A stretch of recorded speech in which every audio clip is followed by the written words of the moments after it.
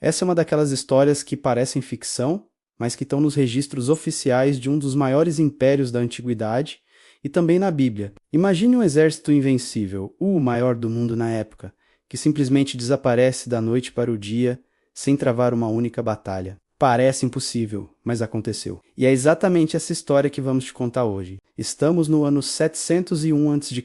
O mundo conhecido tremia diante do Império Assírio. Liderado pelo temido rei Senaqueribe, seu exército era uma máquina de guerra implacável. Cidade após cidade, reino após reino, todos caíam diante de seu poder. Eles eram brutais, eficientes e não conheciam a derrota, usando táticas de cercos sofisticadas e uma crueldade que servia como propaganda. Os assírios expandiram seu domínio por todo o Oriente Médio.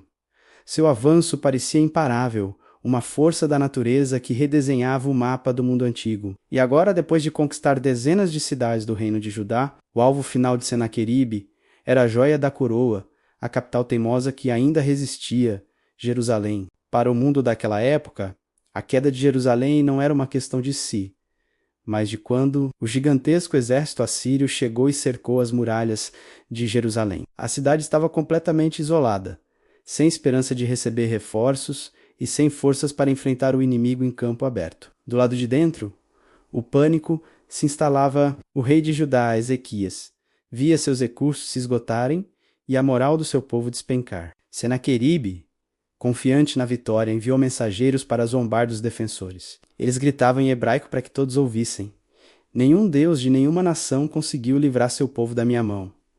Por que vocês acham que o seu Deus faria diferente?" A mensagem era clara. A rendição era a única opção.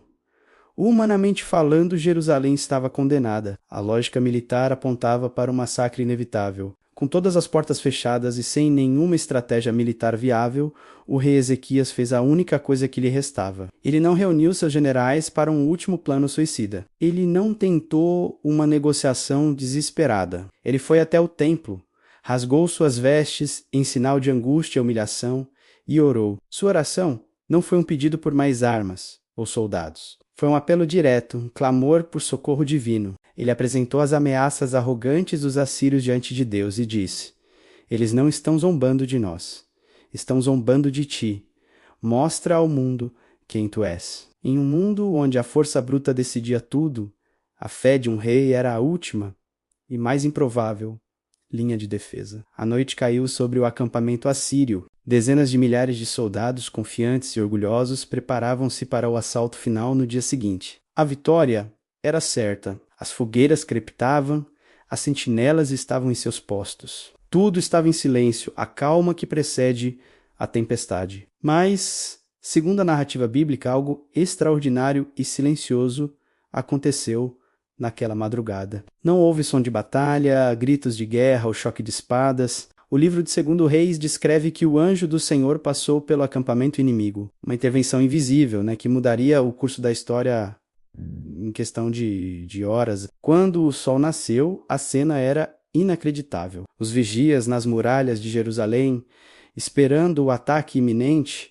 não viram nada. Onde deveria haver um exército se preparando para a batalha, havia apenas silêncio e morte. O relato bíblico afirma que 185.000 soldados assírios foram encontrados mortos em seu acampamento. O exército mais poderoso do mundo havia sido aniquilado sem que uma única flecha fosse disparada pelos defensores da cidade. Senaqueribe, o rei arrogante e vitorioso, teve que recolher o que sobrou de suas tropas e simplesmente voltar para casa, humilhado. O cerco havia acabado de forma inexplicável e milagrosa.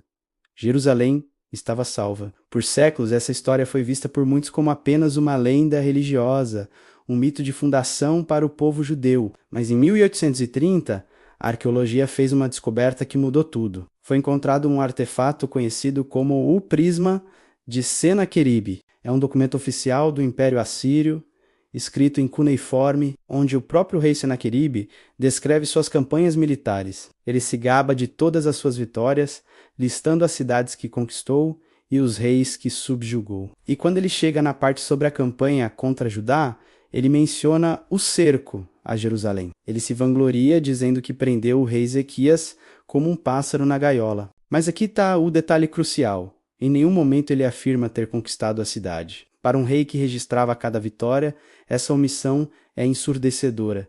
Ele cercou, mas não venceu. A história oficial assíria, sem querer, confirma o ponto principal da Bíblia. O cerco falhou. Então, o que realmente aconteceu naquela noite?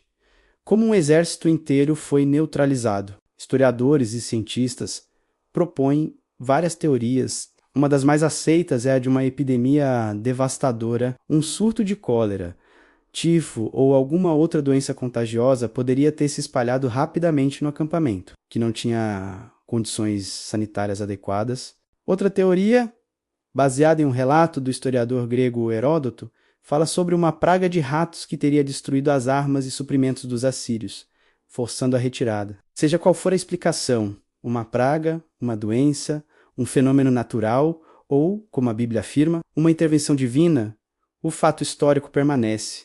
O maior exército do mundo cercou Jerusalém e, por uma razão inexplicável, recuou. Esta é uma daquelas raras encruzilhadas onde a fé e a história se encontram. De um lado, temos um texto sagrado que narra um milagre. Do outro, temos um registro arqueológico que, em sua omissão, corrobora o resultado extraordinário dos eventos. Você pode interpretar como um ato divino, uma coincidência epidemiológica ou uma combinação de fatores. Mas a beleza dessa história é que ela nos força a pensar sobre os limites do que consideramos possível. Ela nos mostra que, às vezes, os eventos que moldam nosso mundo acontecem de formas que a lógica e a razão não conseguem explicar completamente. Se você gosta de explorar essas histórias incríveis, onde a realidade desafia a nossa imaginação, inscreva-se aqui no canal O Incrível Mundo Real. Toda semana trazemos um novo mistério, um fato histórico ou uma descoberta que vai te surpreender. Não se esqueça de ativar o sininho para não perder nada. Obrigado por assistir